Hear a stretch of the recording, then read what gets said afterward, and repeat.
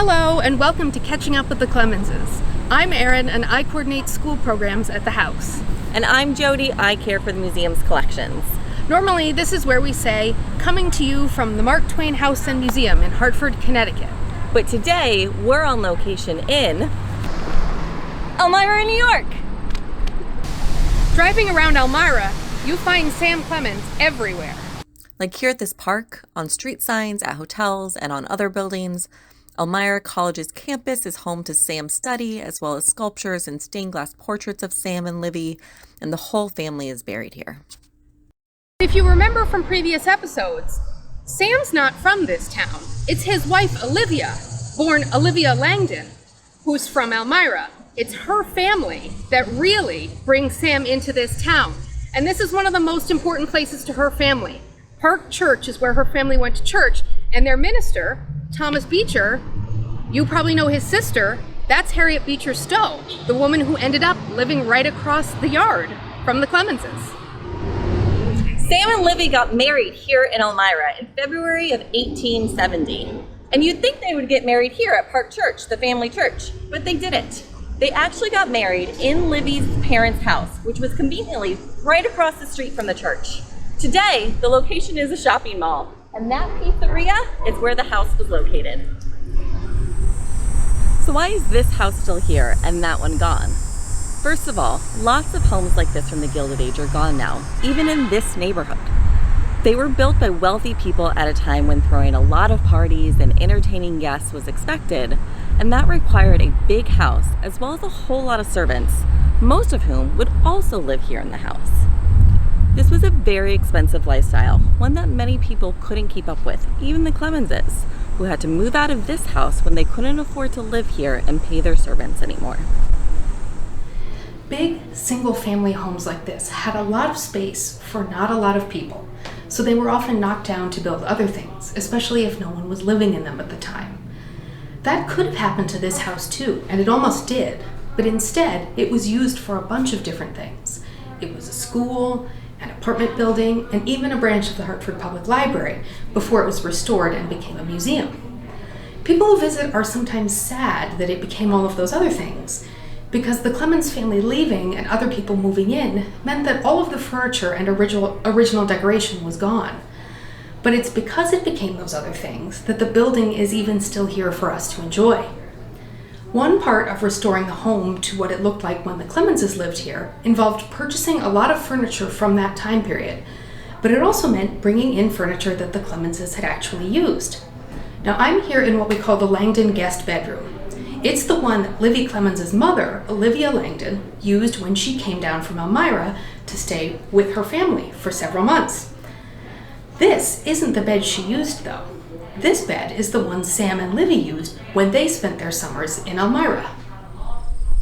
Erin and I are up at Quarry Farm. Unlike the Langdon home down in Elmira, owned by Livy's parents, that's now a pizza parlor, Quarry Farm, owned by Livy's sister, Susan, and her husband, Theodore, is a historic house still standing today, just like their Hartford home. The Clemenses came up to Quarry Farm many summers, about 20 of them, as the girls were growing up. All three girls were actually born here at Quarry Farm as well. We talk a lot about Quarry Farm in a lot of our videos because of all the time that the family spent here. We've talked about this hill before in episodes. If you'll remember, this is where Susie and Clara got to ride donkeys and eat strawberries for Clara's 4th birthday. In our collections care episode, you'll remember we showed you a book that had been repaired by conservators. That book had been given by Sam Clemens to a man named John T. Lewis. John Lewis had saved a member of the family when their carriage broke away and rolled down this hill out of control. So why did the family come here? For several reasons. First, they came to visit family. Elmira is where Livy Clemens was from, and many of her family members lived here. Just as her mother came to stay with them in Hartford, Livy, Sam, and the girls came up to Elmira to visit. Sam Clemens also did a lot of writing here. He had a study that used to be right here on the grounds, a little room where he could shut himself away and make himself get work done. And as we mentioned in the last episode, they did it because it was often cooler here than in Hartford. Jody, what temperature is it in Hartford? 93 degrees. And what temperature is it right here? 86.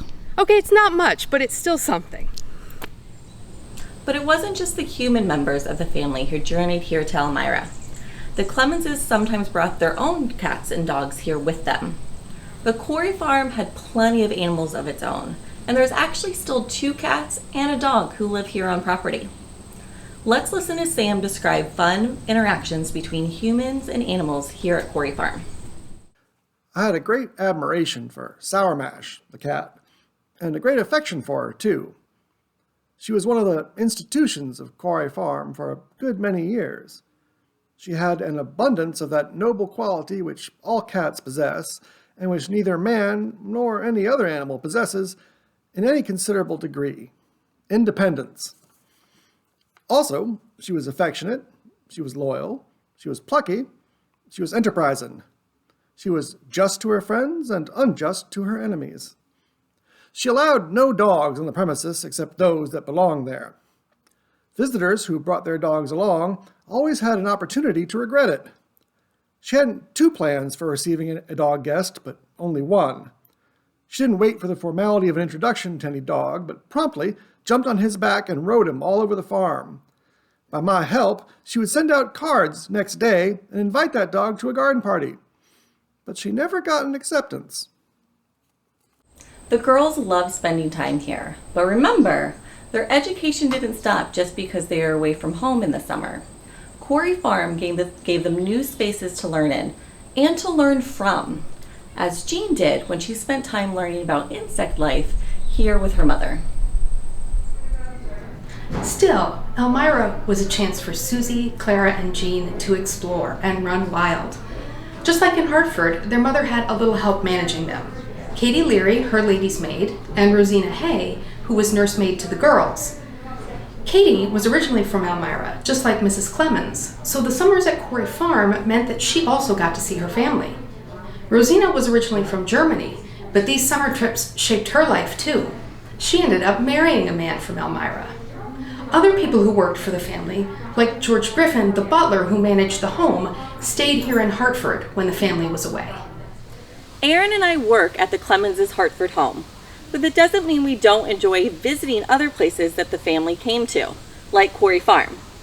These steps that I am standing on connect the Quarry Farm house to where the octagonal study was where Sam did a lot of his writing.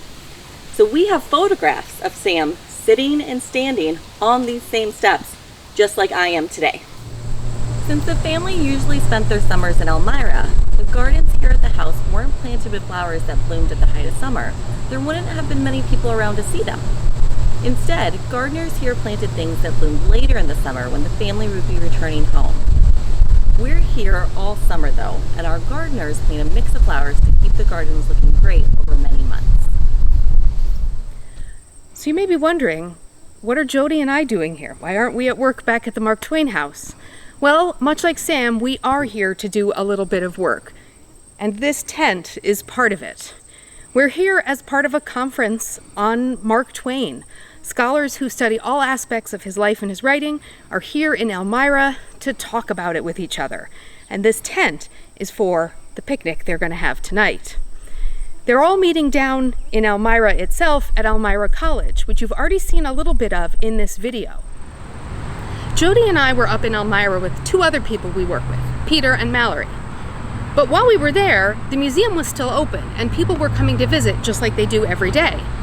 The jobs we do here are important, but we work with a whole bunch of people who do important jobs too. For next time, here's a question to think about. What are all the different jobs that need to be done to keep a museum like ours running? Do you have a question for us? You can send us an email at catchingup@marktwainhouse.org or send us a letter at the Mark Twain House and Museum, 351 Farmington Avenue, Hartford, Connecticut, 06105. Along with your question, tell us your first name, your age, and what city or town you live in. If we feature your question in a future video, we'll be sure to give you a shout out. Don't forget to like this video and hit the subscribe button so you don't miss an episode. We want to keep our educational materials accessible to all, but while these videos are free for you, they're not free for us. If you want to support the creation of Catching Up with the Clemenses videos and other educational programming here at the Mark Twain House Museum, please follow the link in the description below to donate now.